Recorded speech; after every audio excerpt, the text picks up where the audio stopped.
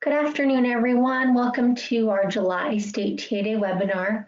We do have a short agenda today, but we're going to go ahead and get started with our PDG team. We have Kristen Lang today presenting. And go ahead, Kristen. I guess actually, let's make sure that our participants can see our screen and hear me before we get started. All right, thanks so much, Vanjie. Okay, go ahead, Kristen. All right, well, thank you all so much for having us back again, and Angela will be joining for the presentation as well. We have a few updates and things that we want to share with you around our PDG strategies today. The first set of strategies we wanted to talk to you all about, again, was the business training and consultation updates in the project that we were doing in collaboration with the Small Business Development Center Network and our early childhood councils. So just so that you all are aware what's happening now, in terms of the business training we have available for free to providers, we have this ongoing on-demand option, which is the first one listed here, budgeting, cash flow, and taxes for childcare providers.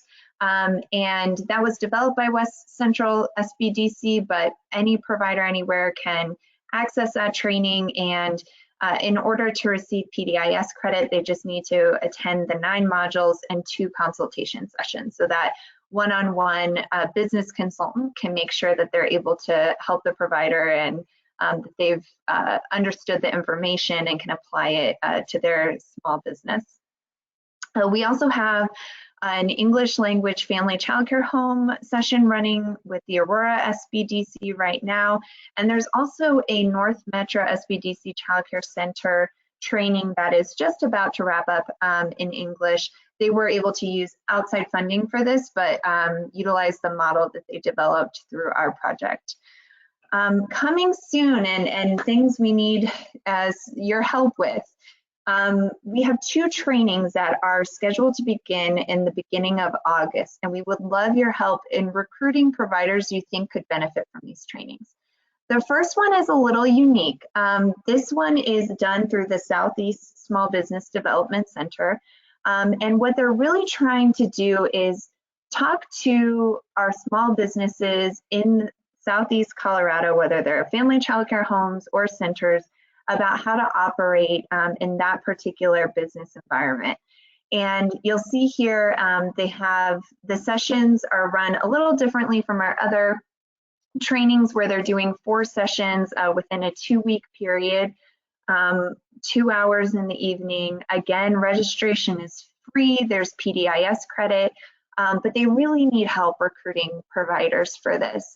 This is going to operate as our other trainings typically do, as a live webinar with the consultation support provided in between sessions. And so Southeast Small Business Development Center has a really big catchment area. And I'm going to just list for you the early childhood councils that fall in their area that they are considering to be appropriate sort of for this training that's focused on Southeast Colorado. So that would be Roots and Wings, Huerfano, Los Animas, Pueblo, Echo, and Bent, Otero, and Crowley.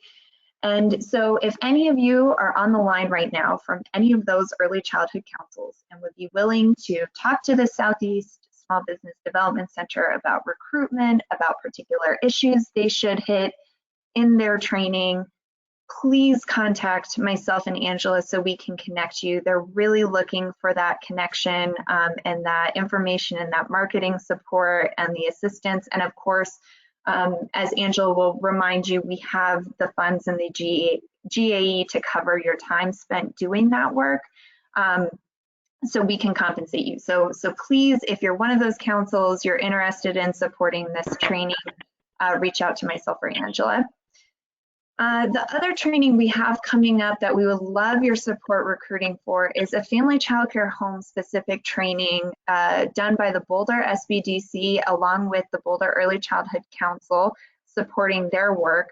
And this training is going to be offered in Spanish. So as we've explained before, although this is put on by the Boulder SBDC with the support of the Early Childhood Council there. It is a live webinar option. So if you have in other parts of the state Spanish-speaking family childcare home providers that you think would benefit from a business training, please refer them to this training. And again, we will have the presentation sent to Monica where everything here is hyperlinked so you can find the registration link. We also have a North Metro family childcare home training expected to start in the next couple months in English, and a Denver Metro startup expansion training that will start in a couple months also in English. We just don't have the dates for those yet. So just wanted to have those things on your radar.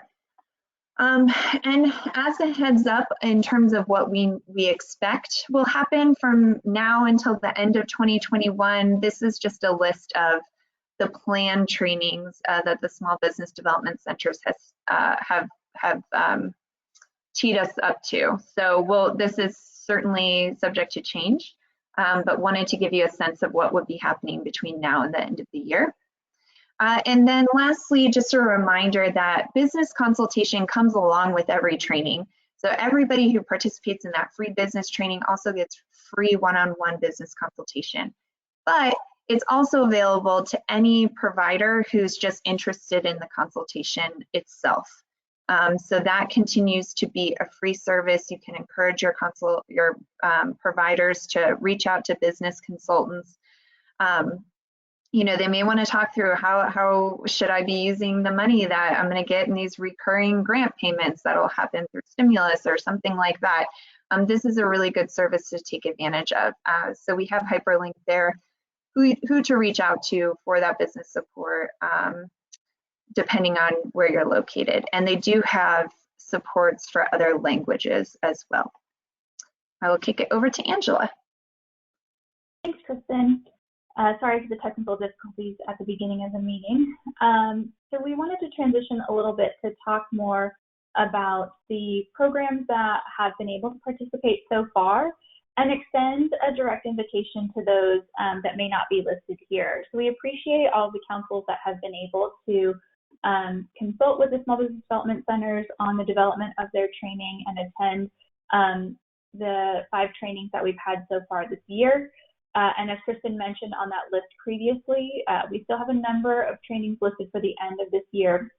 And our hope was that every single council had an opportunity to participate in a full series, or at least in a couple of trainings if maybe they can't commit to a full 4 or 6 week series. And what we mean by that, and we can go on to the next slide, Kristen, just so everyone has the information in front of them, is that we hope that everyone can participate in the, that business training series. So we have funding in the GAE to support maybe one of your coaches or a few of your coaches to participate in, again, one of these trainings or the full series, so that you get a sense of what occurs during these training sessions, and that you can also give us feedback on the quality of those training sessions, and we can continue to work towards our goal of a unified curriculum for each of the subject matter areas that we're having Small Business Development Centers cover. And as a reminder, that's the family childcare home emphasis, a childcare center emphasis, and an emphasis on programs that are going through startup and expansion.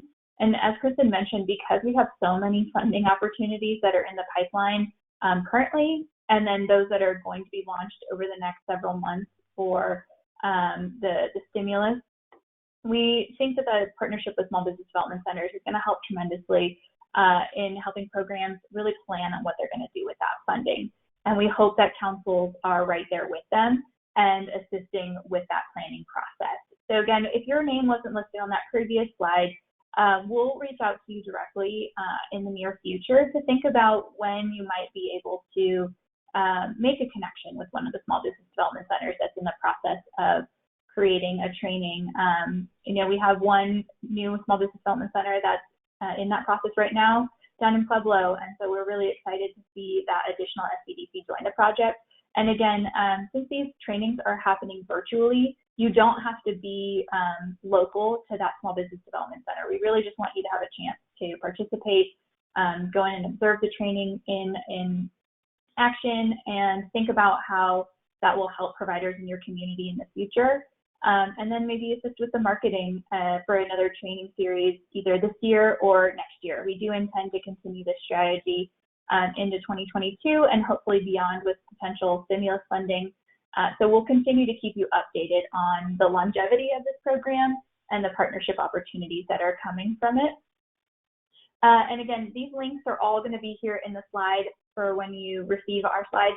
So if you want to kind of look back over what the financial support that's involved for councils that participate, you can kind of click through that. It's a very easy invoicing process after you do participate in the program, and we can get that process, fairly quickly with our finance department, as opposed to, maybe some of the other GAE-related strategies. So it's also kind of a bonus point for supporting this.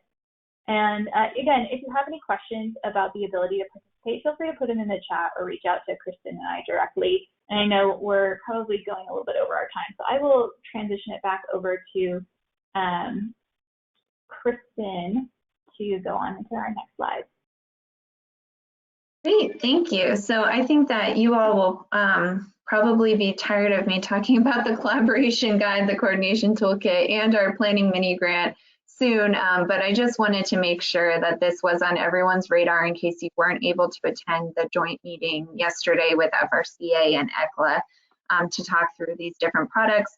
So because that session was a little bit more in depth and had some more time, I'll say please watch the recording of that, and I'm just going to hit some key highlights for our purposes today. So we are excited that we have several deliverables that many of you were invaluable supports and contributors to now out in the world. So the first is that collaboration guide that really is about how family resource centers and early childhood councils can collaborate with one another. It includes examples of how this is done really well throughout the state and tools that will help you put into practice those things that you know already work when it comes to creating successful collaborations, but just makes it a little easier to do so. So definitely a resource that is worth checking out and exploring. And again, a huge thank you to all of you who lent your time and your stories to the collaboration guide. That was a collaborative effort in and of itself between FRCA, Family Resource Centers, ECLA, ECCs, and the Office of Early Childhood. So really excited to see that out. The other key deliverable to make sure that you poke through is the local early childhood systems coordination toolkit. Again, this resource is for any local entity in our birth to 5 space that covers different examples of how they can coordinate their birth to 5 systems to ease access for parents. And it starts with sort of the easiest type of coordination and marketing and awareness all the way up to the most difficult type of coordination, which would be coordinating care. Again, this is drawing examples, many of which feature early childhood councils, of how to do this coordination well in Colorado, as well as tools that will help you do so.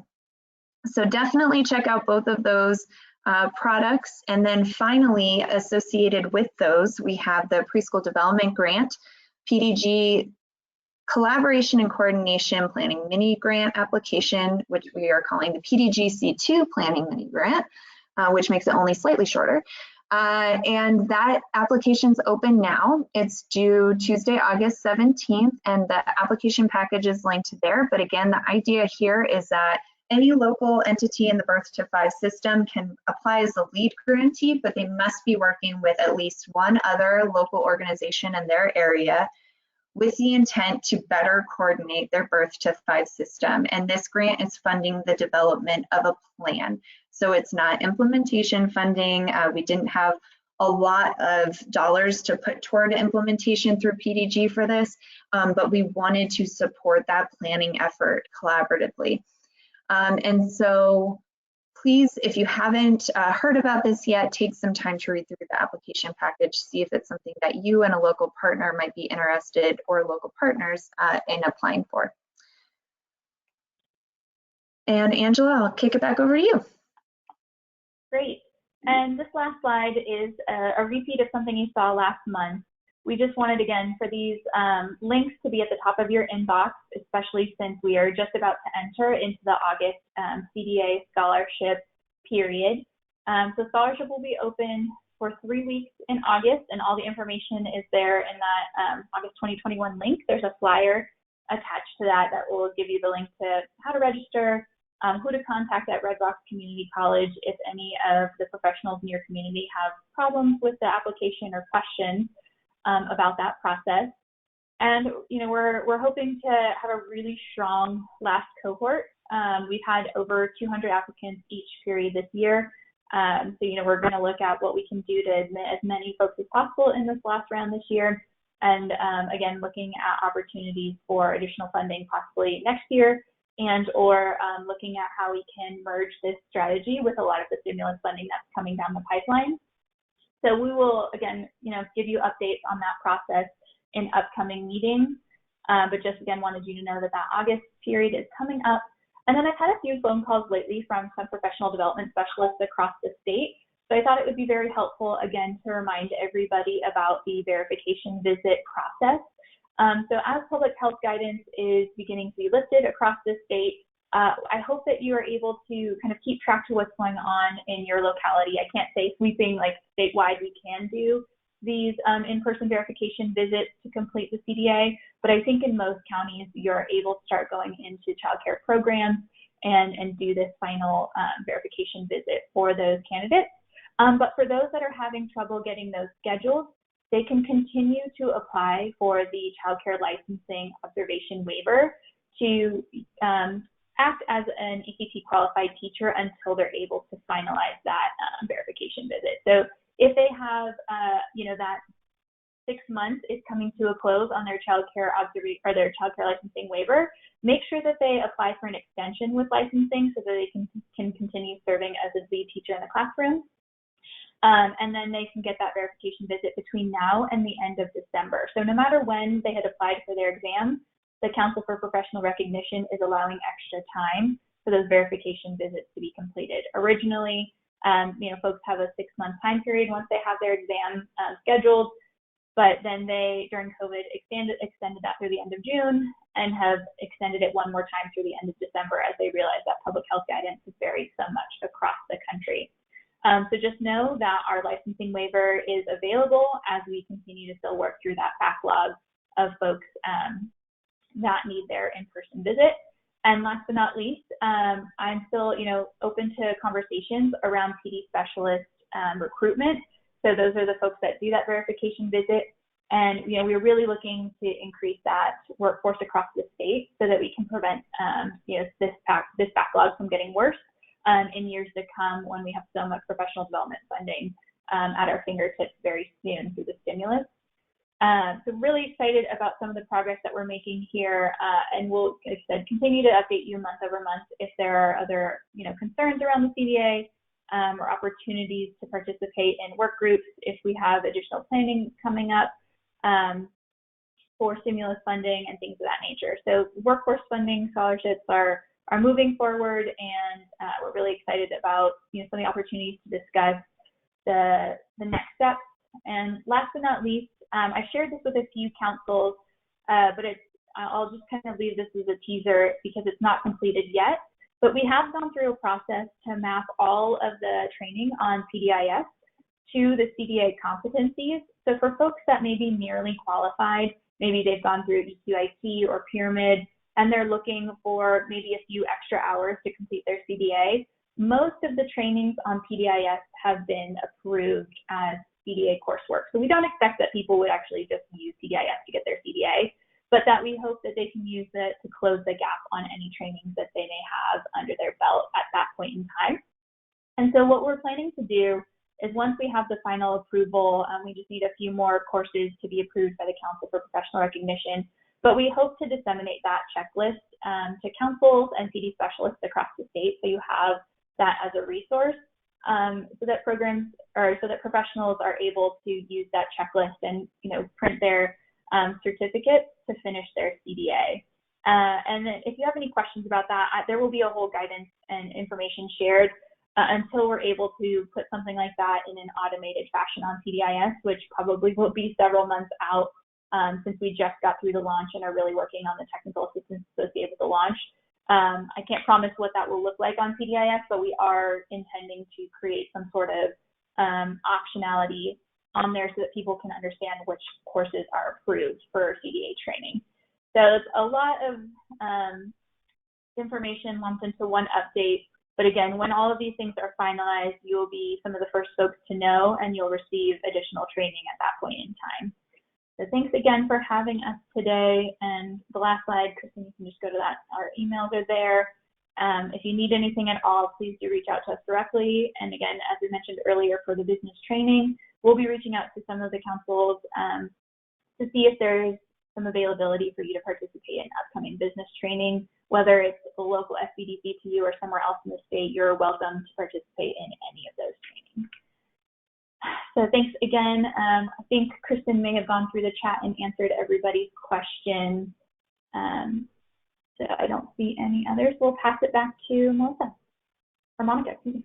Thank you guys so much. And we did have a few questions, but they were pretty much directed towards someone's individual council. So I don't think worth sharing, but thank you, Kristen, for answering those.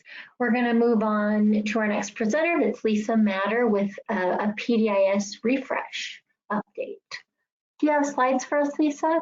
I do. I'm working on that. Do you need to give me control, or can I do that myself?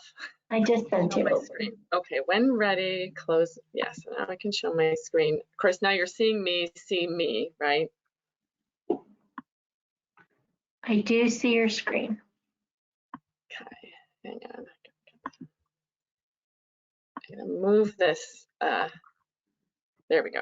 Move the thing out of the way so I can put these in present mode. Okay, now do you see my slide screen? Yep, looks good. Excellent, thank you. And Christine Bauer is here helping me with this presentation. She's going to monitor the chat since I'm monitoring the slides as we talk. I was just kind of amazed as I sat back and thought, wow, this is the third TA Day webinar. First, we talked about it's coming. And then last month we talked about it just arrived and there's a few things that aren't quite working right. And now we're here to kind of look at what's happened in the essentially the first full month plus a week of the new PDIS. Christine, if you would put in that link to your survey that just has space for one question. One of the things I realized last time I was here, I tried to capture everybody's questions and I can't find your questions. So if you have questions that are still outstanding and you put them into that survey link, we could make sure we follow up. It's just a really quick survey that says, do you have a comment about the new PDIS? Do you have a question? And if you'd like us to follow up, put in an email, all optional. But that was published last week in a follow-up email that all PDIS users should have had. So it's kind of a place where we're just like making sure we capture little things that might be slipping through the cracks. But again, just to ground ourselves, the PDIS has always been the car we've been traveling in to make sure that educators, all educators, regardless of where they're serving children, have access to a smooth and connected system that can keep track of their professional development so that they can focus where it matters the most, which is those interactions with children and families. And I did want to celebrate those educators as we kick off kind of our updates on where we are with the new PDIS. New users are joining the system, which again, we're all kind of breathing a sigh of relief knowing that people are looking to join the early care and education workforce, or looking to work in programs where we know there's such a crisis of just people willing to work, whether or not they're qualified yet on paper or not. That includes people taking advantage of the self-assessment, people applying for the new credential 3.0. There's some questions that have come up about that. We'll address those, including people applying for the director application. And that's one of the exciting new things. Credential 3.0 is new and exciting too, but the ability to apply for director qualification directly in the system is a big change. And so we're super excited to see so many people taking advantage of that. Not only does it allow them to see how their application is going, it helps us as a system start to have a better understanding of who are our directors and how are they qualified, what are the various pathways that they're using. Because when we do that, then we can know how to target and direct investments. As you know, there's literally millions of dollars coming to invest in the workforce. And when we know who the workforce is and what they need and what they already have, we can invest those dollars more efficiently. Knowing that final one up there in the corner, the course completions big celebration, people are able to access the courses and participate. And so we're excited to see those things. And we know there's some things that aren't working well. And so we want to, that's why I'm asking Christine to share that link. If there is a course that's not working, you know, you're getting stuck in something. Sometimes the problem is that it's a browser error, but sometimes there are some things that might not have uploaded or transferred just quite correctly. So we want to make sure that we're getting feedback on that coursework, on other things that aren't working, on typos that might be there. So that big lens, again, you all in your positions and councils are in a place to both encourage those daily users to provide feedback and to provide feedback, you know, from the perspective of the coaches, from your perspective of kind of the highest level pain points that you're hearing. So I did put this link in here. Well, that link will be there in the slides when we send them out after this meeting, but is a place for us to really gather some of those questions from you. Because it's intended to be still, it's not quite finished, and those feedback is good. So we have heard, here's two things that we've heard. I'm looking at my notes here that have not been working. One of those is this may not have been clear in the old system, in the legacy system, that the FEMA link was not a class that happened inside of PDIS, but was something that sent you out and then you kind of brought it back in as a user. So that's been sort of felt like it was hidden from people. And there is a bug around kind of making it connect in the same way that it connected before. So we do want to let you know that if people are looking for a FEMA class, and Christine's going to put some information and then more detail will come out about this, but there's a link and there's some approved vendors as well that are still accessible, and we'll make sure that that's clear. Interested to know if there are any other classes or things that aren't working. Another thing that we heard in the last couple of weeks was, I don't know how to search for level 2 social emotional courses, required courses. It's kind of due to a change in the way the search engine search trees line up, but they are there, and there are a couple of videos that can describe how to access that. It's probably easiest for people to watch those videos and say, oh, I see what happened. I was putting level 2 in, but that search term is under a different search term. So I'm really encouraging people to watch those videos, and if they still have questions, to reach out on those pieces. Are there any, I see that there are some questions here, so I'm gonna open the pane just to check if any of them are for these. Okay, Christine has put the, oh, and she's left now, has put the link in for the FEMA classes there. So again, anything that you need to help people kind of find in the system most likely can be found with a video. So we do want your feedback on what is and what isn't working in terms of courses. We've had a lot of questions about the sort of the nitty-gritty details of Credential 3.0. So again, these are questions that you could put into that link, and we'll get back to you after the session on those. Some things were bugs, some things aren't quite built, and some things are just confusing. So if a user had a valid credential, early childhood professional credential 2.0, when the system transitioned on June 14th, that credential is still valid. So we have had some people ask, wait a minute, do I have to get a new credential 3.0? Do I have to apply for a new credential? No, you still have one and it's valid. If your credential expired before June 14th, it did not transfer over to the new system, and someone will have to apply for a new credential 3.0. There's been some confusion around the points for college coursework, not college coursework, for the training of special recognition, which right now is just 2 trainings, EQIT and the Pyramid Colorado modules, or what they were previously called the Pyramid Plus approach. Within the credential 3.0, they earn 2 points in formal education, both of those courses, and they don't expire. That means they don't have ongoing professional development, 48 hours in the case of Pyramid, in the case of EQIT, and 45 in the case of Pyramid. They don't have ongoing professional development hours attached to the credential, but they still have clock hours attached to them. So a user who's not applying for a credential still counts those 48 hours or 45 hours for licensing purposes, and it'll say on their certificate 48 clock hours, but they won't see those 48 hours show up in their credential application as ongoing professional development, and that's been unclear. It's really important to note right now that the child care licensing facility rules are out for comment. And as you read through those, you'll see some references to Early Childhood Professional Credential 3.0.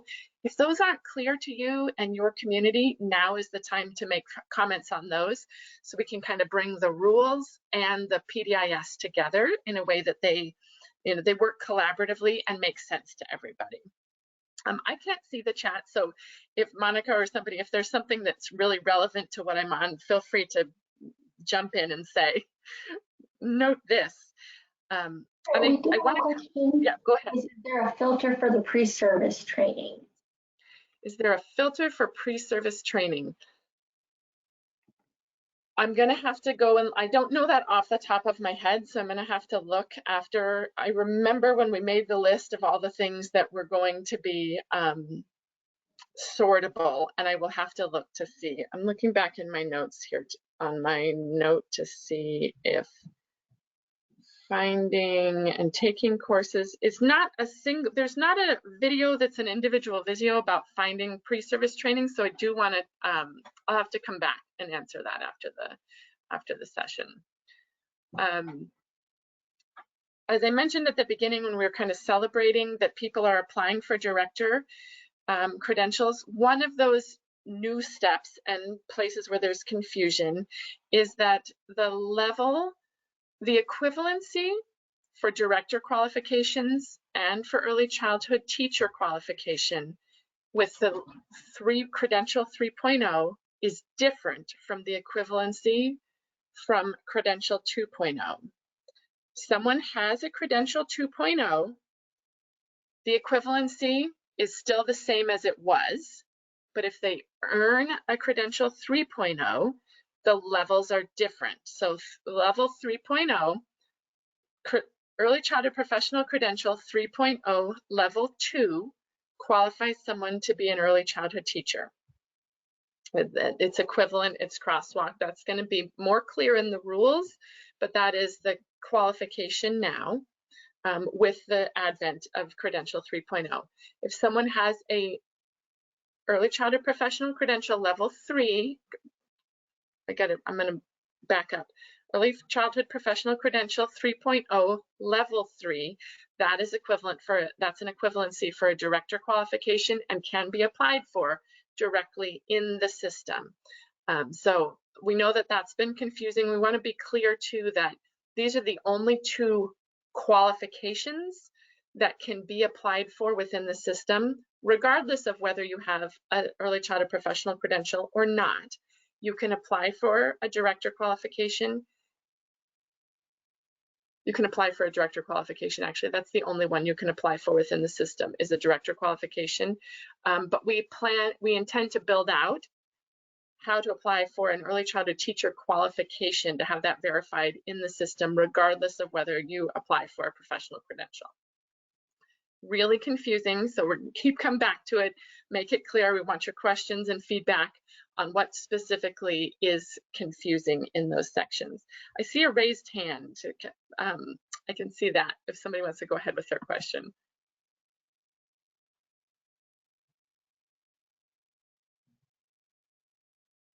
No, now it went down. So again, we have many how-to guides and videos, and need your feedback on which additional ones would be of great value to be able to really help meet the needs of the community. The frequently asked questions document that's linked here, as new questions come in, they are linked again. That fact sheet was a before fact sheet, so it's still a great thing to share with educators to kind of help them understand the big picture. We did get a question this week that someone said, every time I log in, I have to get a new password. And when we read her question, she was really describing that she was still going to the old PDIS and trying to log in there with her new credentials to the system, and didn't understand that you need to, the new PDIS, the address is coloradoshinespdis.com. You have to go there to actually log in and see your things. The old PDIS is just a place that is holding some of your old documents, and that they will only be there through the end of August, and then that link and everything will be gone. It won't be accessible anymore, all the documents that are there. So you actually have to log into that new PDIS to make sure that you are accessing what you need to access. Christine is offering some live sessions to learn more about kind of the play around in the system. These can be great for coaches, these can be great for directors, learn from other people, have support. Also at the same time, we'll gather those things that aren't working. So these times, dates, and links are here for people who want to join those. And just thank you again for your patience as we continue to do this building, because again, we started with a pretty good viable product, but not our fully built out system. So your continued feedback is essential to making this work for everybody. I am going to now open these questions and chats and kind of take a look at them. And happy to have people unmute and ask, or if anyone else has kind of been reading those, to share what they see as well. Okay. Questions.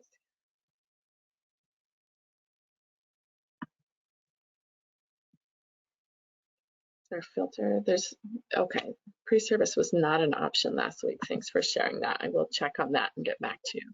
Does the credential have to be in the 3.0 system? I'm just going to reiterate this and answer this question again.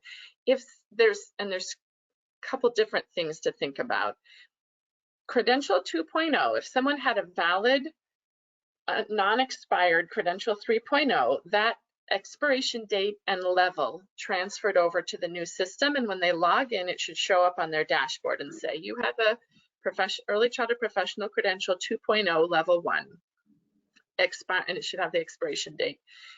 If it expired before June 14th, it won't have moved over. They won't see it there.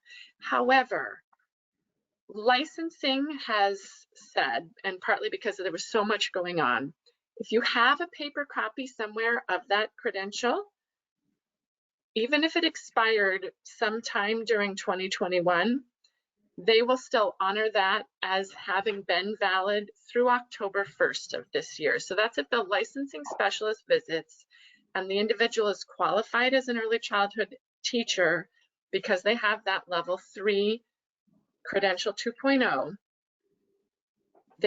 They've been given a little bit of grace to take the time to earn the level 3, the new credential 3.0. But going forward, when your old credential expires, you'll need to apply for a new credential 3.0. Essentially you can't renew a 2.0, but you can apply for a 3.0. I know it's still confusing, but we'll get to it. Lisa asks if perhaps an evening session will be offered, and I'm not sure if Christine is still here, but we can give her that feedback and find out. I know that would probably be really helpful for people who just don't have the time to join those middle of the day sessions. So, and again, oh, it looks like she said she could do that in August. She said in the quote here. So we've got that link for you to provide feedback and to encourage other people to provide feedback, links for the sessions, places you can find many things to learn about. We thank you again for your time. Oh, one more question. Are the professional development hours the current PD hours showing in the snapshot of learning and development? I have heard that there's a little bit of bug. There are a few bugs with that. Sometimes, Randy, the reason is that the course shell where an old course was added might have been added slightly incorrectly. And as we find those, we're fixing them. So for example, something that should have expired after 1 year wasn't expiring, or something that shouldn't have expired was, and then we're fixing those hours. And so someone's hours might change in the snapshot.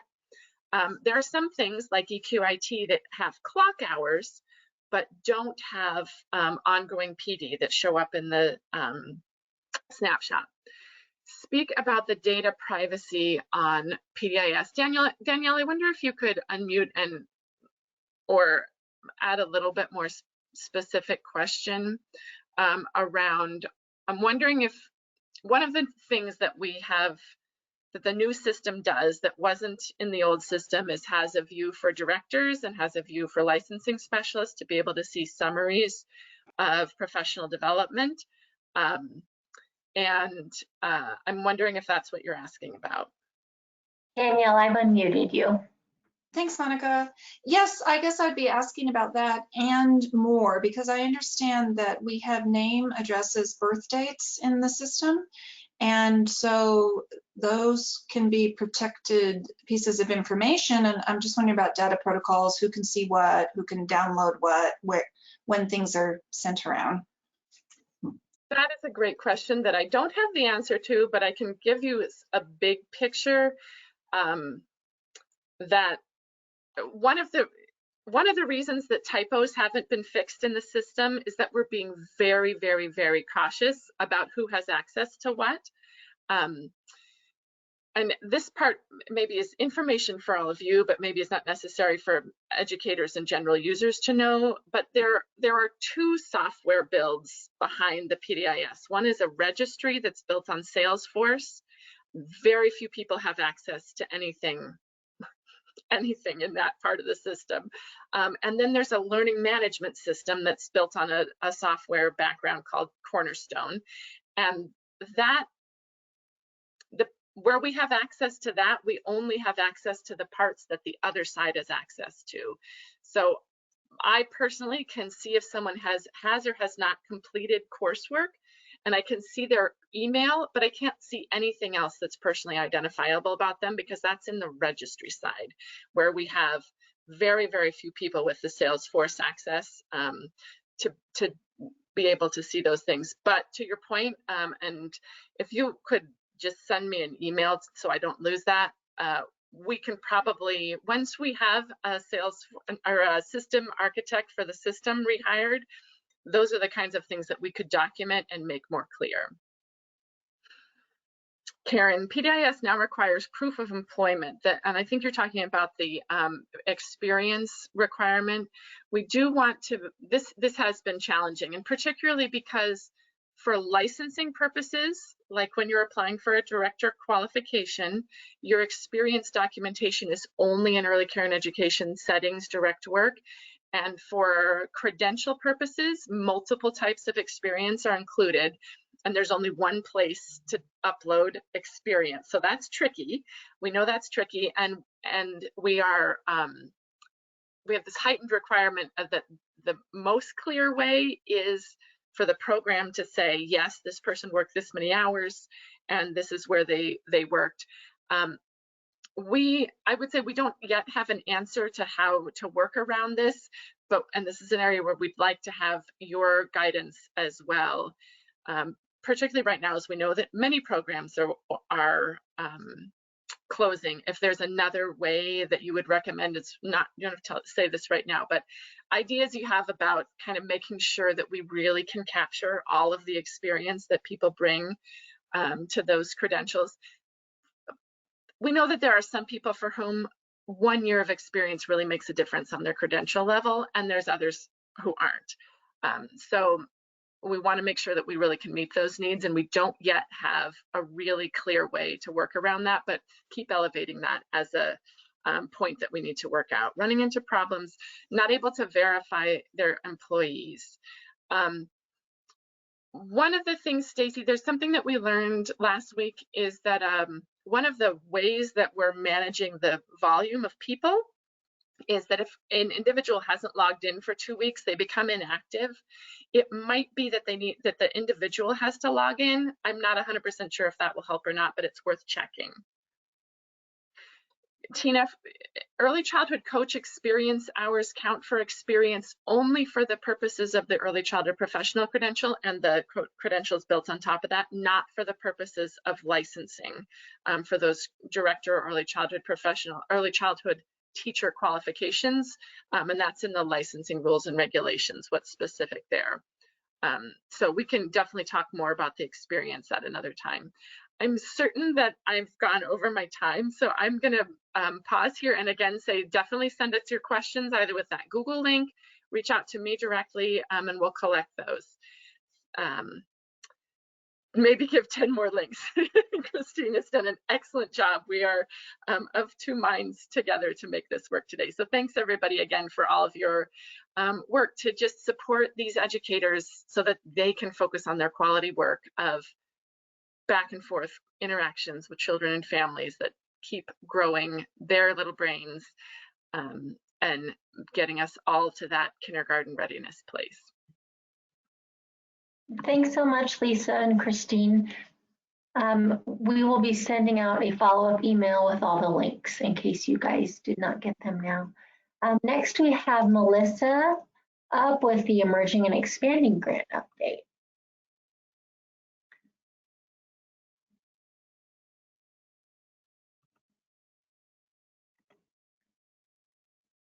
And Melissa, I've sent you the screen.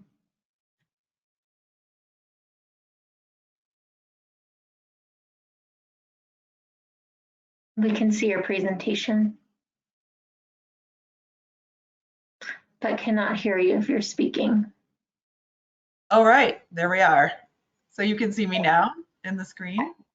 I can hear you. I can't see you, but that could be on my end. Okay. And you have the presentation up there? You have it up there, yes. I can see your screen with the presentation. Great, perfect. All right, well, thanks everybody. I am just coming to you with our July update for the Emerging and Expanding Grant, along with some additional pieces of information for things to come. And I'm hoping to be able to do these at least for a few minutes each month so folks can get up to speed and also ask some questions. So let's go jump into the presentation here. Let me move this out of the way. Can I do that? There we go. Okay, so first of all, I have a new piece of information for you all. I'm hoping helps for folks that may still have some fuzziness about how the E&E grant application works. This is a link that I placed in the shared folder, which if you still need access to that, by all means, let me know and I can get that to you. This is electronic version. It's an electronic version of the flyer, and it has some components in here that you can actually link to. But it just walks through the process for applying. And initially, folks can access the Emerging and Expanding Grant through the hub, which is a part of the OEC website. And this is, I apologize, kind of awkwardly placed. Some limitations in this software that I was using, but you'll get there if you click this. And also just for anybody who's brand new and is looking for the link, it's also available via search. And then what happens with our applications, as most folks know, though, is that they go to our licensing specialist for review. And here are some points about steps that the licensing specialist takes before it is punted over to the Early Childhood Council to review. That review includes the review of the budget as well as the program itself. And the council ideally y'all are connecting with the program and going over that with them. And these two things really do happen before the application is approved, or if it's declined. We really, of course, encourage folks to reach out to the programs to talk about that and how they might be able to correct challenges if they still qualify. But hopefully it's approved, and once it's approved, the final review process, well, for that review goes to the licensing supervisor of the licensing specialist. And an MOU is generated out of sugar. So it seems like for the most part that is going pretty smoothly. We've had a couple of hiccups, and certainly when that happens, feel free in any of these steps to reach out to me to try to troubleshoot and dot connect these various things across the board. But all three parties should get a MOU in sugar, or through EC Connect, and the back end of that, of course, being sugar. And then once the MOU is signed, folks can begin billing for reimbursement. So that also happening through the EC Connect system. So let me get back to my presentation. Okay. And so as far as where we are right now, as you can see, all of the hard work is paying off. We are seeing funds going out. We've had a total of 187 applications. I believe that represents roughly 32, 33 counties with a total awarded amount of 2.8 million. That leaves, when you subtract it from this balance that's been allocated by the legislature, 5.9 with 2,137 new slots. So that's super exciting, as well as we have about 4 million that's still under review and in process, with the promise of a potential 2,367 new slots. So that's a pretty big number of new slots that are being added and supporting families in Colorado. As far as the distribution is concerned, we do have a metric that's similar to the Child Care Desert metric. It looks at capacity and looks at population data of infants, toddlers, and preschoolers, and compares that to number of slots available in communities by county. So as using that metric, the breakdown is what's represented here. So a lot of the very high needs, meaning that there's fewer spots to the number of preschoolers and infants and toddlers, is showing to be the bulk of where the funds are going. This slide I know is a little fuzzy, I apologize. This is also out of Salesforce, and everybody should have access to these different graphs, there you go, in Salesforce. And if you don't, let me know, because there's really a lot of information behind these. And as you can see here, this is the breakdown of funds as far as distribution. Those are under review and those that were received. Received status is really just that when it first comes in, the licensing specialist does a cursory review and then moves it to an under review status. So this is the breakdown by council. And again, this information is accessible through Salesforce, and I'll post the link again so folks have it. Let's see. Oh yeah, this gets a little funky here. Just a second. And then here we have the breakdown showing those dollar amounts I mentioned earlier. And I just wanted to bring attention to this 1.4 million. Those are applications that are 60 days or older. So as I mentioned in the last call, I think we're really asking if there are updates that licensing specialists put those notes in there. And if you all have updates that you want to communicate to me, feel free to let me know. I know that the option to update in the system isn't there just yet, but it will allow for us to get a better picture, because of the 4 million, 1.4 are these older applications, and some of those the notes indicate that they're just not ready to apply, and so those can be moved to withdrawn status as long as we get a letter from the program saying that they're withdrawing. And there's just various reasons why those things are in that sort of spinning state right now. So if we can get those updated, again, that will just give us a better picture of where things stand in terms of the spend down of these funds. So data. So here's the dashboard, and I can resend this link to folks. You should be able to see it, hopefully, when you go in to Salesforce and see, if you go to dashboards, you should be able to see this. And if not, like, I might need to get access for y'all. But in here, as you can see, there's the all grants by status, that one I just showed. But what's really cool is if you click it, it brings you to the actual information. So what's behind the scenes with that. So these are all the grants that have gone out, and you can see by the various programs and then also councils what the status is. The same is true about that funding request one that I showed earlier. Here's the one by council, here's the one by county. And then there's also the over 60-day one, which is really helpful if you're trying to see, wait a minute, how do I sort this so I can see which ones are older that are still queuing in the system. Excuse me just a minute. Alrighty. And then this is the shared Google Drive. This one I know is a little bit wonky in that sometimes I have to double give permission to folks, but just bear with me on that one. It is worth it to get access to it, because once you get in there, you can see updates. And this document that I just shared, that's in there, so you can access it and share with your folks. But then also the behind the scenes of this document is in here, which is the program guidance. And it goes into a lot of detail that can answer some questions that may be hanging out there for you. And again, of course, always feel free to contact me if you have questions. Updates. So some of this is repeat, but I have updates on these updates.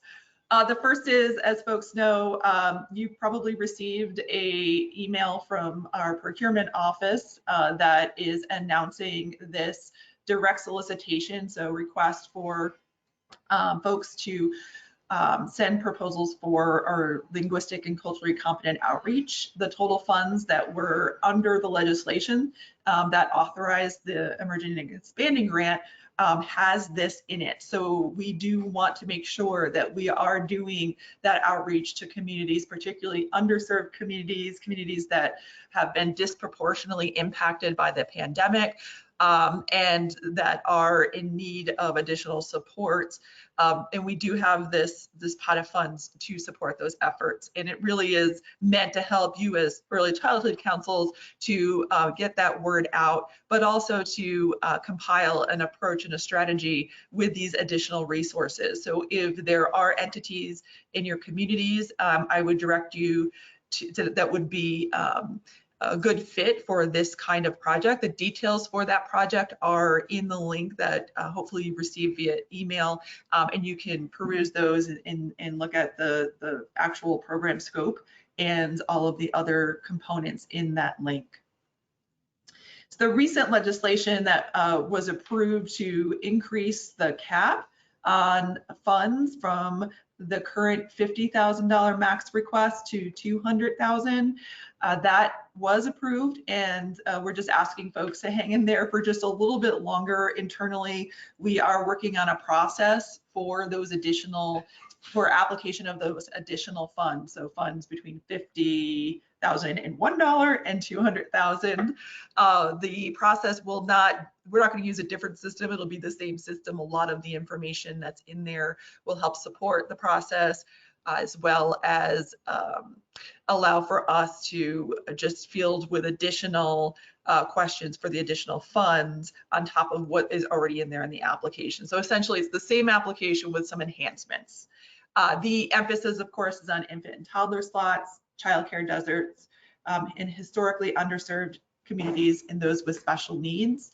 And the additional grant funding, as folks are aware, through some of the federal dollars will be coming down, and just to stay tuned around those opportunities, which will be coming up here in the next month or two. The final piece is that you probably all received a Google form from me asking for your feedback in the form of a survey. So it's just super important, especially going into these new funding opportunities, to really hear about what's been working and what's not working with the E&E process. The survey is relatively short. It's about 5 questions. Of course, there are opportunities to elaborate. So there's these very straightforward questions, and then it asks for additional feedback. At bare minimum, if folks could go in and really just do the yes, no, this is working great, this isn't, and not do the narrative, that would be great. If you can do the narrative, you have a few seconds or a few minutes of time to add the narrative in there, that would be super helpful. Like I said, that feedback is really valuable in helping us to improve the process going forward and to enhance the things that are working. So that's what I have for you today. If there are questions, please let me know. I think we might have a little time in the agenda now or at any point to email me at this address down below.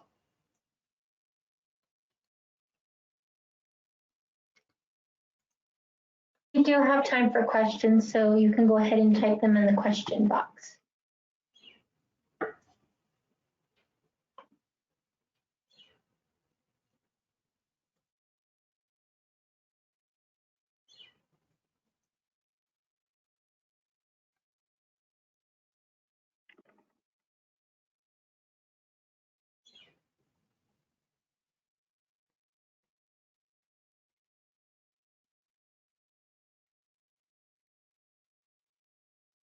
Are they? And we do have quite a few. I see something. Okay. Okay, great. Let's see. Am I just not? Oh, I see. I'm rolling up here. Got it. Okay. I'll tell. So they're requesting the E&E Google Drive in the chat. Yes. Oh, yeah, let me do that. And then some people need access to the folder.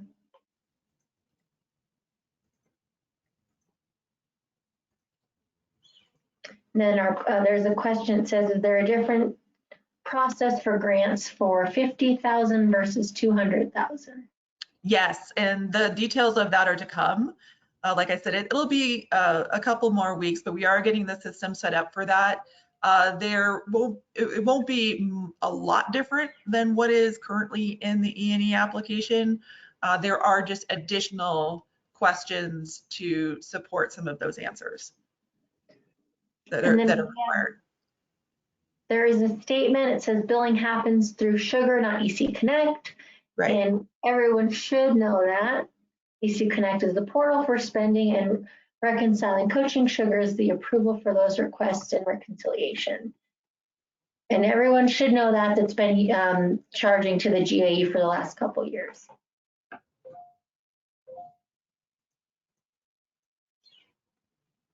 And then we have a comment that says, we're hoping there might be some additional metrics in place where programs might be able to apply for more funding if they are higher quality or adding certain amounts of slots in the program. We have some programs who are adding less than 5 slots, but they can apply for the same amount of money as a program adding 1 or more classrooms. And then we had Karen and Bowden responded, thanks, those are considerations for these higher amounts. Correct, yep. Yes, and so that, to Karen's point, I mean, that is what we're working on now, is for those higher amounts, that there will be additional parameters around number served and that kind of thing.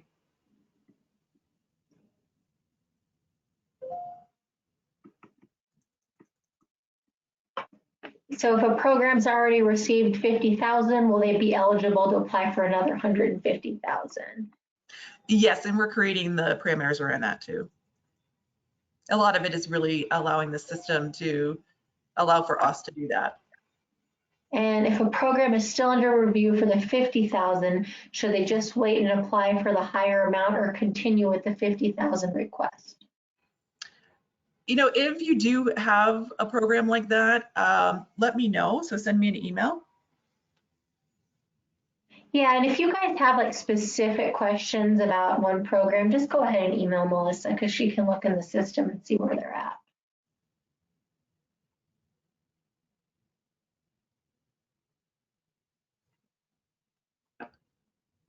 Any other questions? Do we have a timeline for when this will be released, Melissa? The The- additional funds? The additional funds. We're hoping to have the system set up and ready to go the next couple of weeks, and to have all of the guidance fleshed out by early September. And Karen, correct me if I'm wrong about that. Sometimes I get ambitious about timelines. No, actually, you're probably right on target. Okay. We should have the data system set up mid-August is the goal and target. And yeah, we'll work on the documentation at the same point in time. So yeah, it's coming fairly quickly. It's just we're kind of at the mercy of our developers right now to fit in their timeline, and they had to squeeze us in. But yeah, so we're looking forward to getting this all worked out and getting the information out to you guys.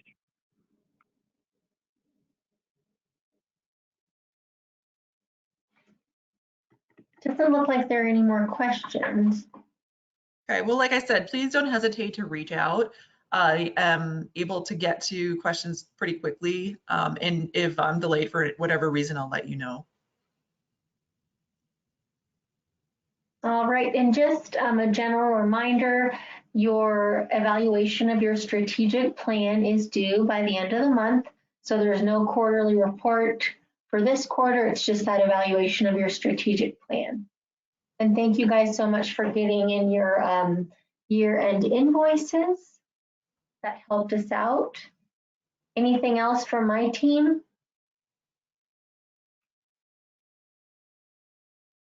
I don't think so. Just real quick, I wanted to point out that the flyer did go, the newsletter did go out day before yesterday, or was it yesterday? Anyway, announcing that ratings will go back to normalized status again in January.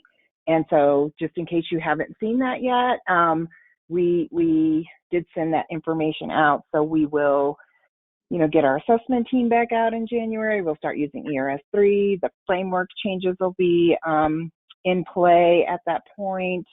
And we are trying to get our assessment team out there to get reliable on the ERS3 tools. And so we've had lots and lots of programs reach out saying they're willing to have the assessment team out. So that's pretty exciting. So just keep your eye on email in the newsletters. We're trying to get that framework out as quickly as possible with a target of around mid-August. And then, of course, the accompanying documents as well. We're working with our QRS team as well as the regional coach team. We'll probably be reaching out to a few of you guys too, just to get some feedback. And but we're plugging away at everything. So just a quick announcement on that. Thanks, Karen. And we do have a question. It says, and you also want an updated strategic plan. So if your council has updated their strategic plan, yes, please send it our way.